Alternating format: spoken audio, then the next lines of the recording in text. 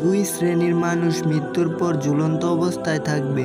এমন দুটি কাজ আছে যে দুটি কাজ করলে জান্নাতও পাবে না, জাহান্নামও পাবে না। এই দুটি কাজ করলে কিয়ামত পর্যন্ত তার আত্মা ঝুলন্ত অবস্থায় থাকবে। এমন ভয়াবহ অবস্থা হবে যে যার জন্য আল্লাহর কাছে তারা সাহায্য প্রার্থনা করবে, কিন্তু আল্লাহর পক্ষ থেকে কোনো উত্তর আসবে না। নাউজুবিল্লাহ। ভুলেও এই দুটি কাজ করবেন না, তাহলে প্রিয় নবীজির শাফায়েত থেকে বঞ্চিত হবেন এবং হাসরের মাঠে আল্লাহ তাআলা আপনার দিকে ফিরেও তাকাবে না। অবশ্যই ভিডিওটি শেষ পর্যন্ত দেখবেন এবং এই দুটি বিষয়ে সতর্ক হবেন। তো চলুন বেশি কথা না বলে শুরু করি আজকের ভিডিও।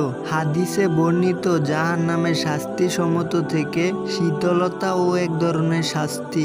যেমন জান্নাতের আনন্দদায়ক অনুভূতি দেখেনি কোনো চোখ, শোনেনি কোনো কান, কল্পনাও করেনি কোনো অন্তর। জাহান্নামের শাস্তির কণা পরিমাণও আমরা দুনিয়াতে অনুভব করতে পারবো না। নাম্বার 1, ওই ব্যক্তির আত্মা ঝুলন্ত অবস্থায় থাকবে যে আত্মহত্যা করেছে। আত্মহত্যা মহাপাপ। আল্লাহ তাআলা বলেছে, তোমরা সেই প্রাণ নিও না যেই প্রাণ দেওয়ার তোমাদের কোনো ক্ষমতা নেই। এখনকার মানুষ দুঃখ কষ্ট সহ্য করতে না পারলেই আত্মহত্যা করে, কিন্তু তারা কি জানে না আল্লাহর জাহান্নামের শাস্তির কথা? তাদের কি শোনানো হয়নি জাহান্নামের অগ্নিকুণ্ডর কথা? আত্মহত্যা করলে যেমন দুনিয়া বরবাদ হয়ে যায়, তেমন পরকালও বরবাদ হয়ে যায়। যে ব্যক্তি আত্মহত্যা করে তার দিকে হাসরের ময়দানে আল্লাহ তাআলা ফিরেও তাকাবেন না। নাম্বার 2, যে ব্যক্তি ঋণ নিয়ে মৃত্যুবরণ করে। যে ব্যক্তি ঋণ নিয়ে মারা যায় তার জন্য জাহান্নামে কঠিন আযাব অপেক্ষা করছে। ততক্ষণ পর্যন্ত এই ব্যক্তি জান্নাতে যেতে পারবে না যতক্ষণ পর্যন্ত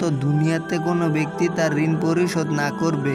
ঋণ নিয়ে এক হাদিসে বর্ণিত আছে, যদি কোনো ব্যক্তি কারো হক নষ্ট করে মারা যায়, হাসরের ময়দানে সকল হিসাবের পরে সেই হকদার ব্যক্তির সামনে তাকে উপস্থিত করানো হবে। তাদের থেকে যতক্ষণে ঋণ পরিশোধ না হবে ততক্ষণে জান্নাতে প্রবেশ করতে পারবে না। আল্লাহ আমাদের সবাইকে সঠিক বুঝ দান করুক, আমিন।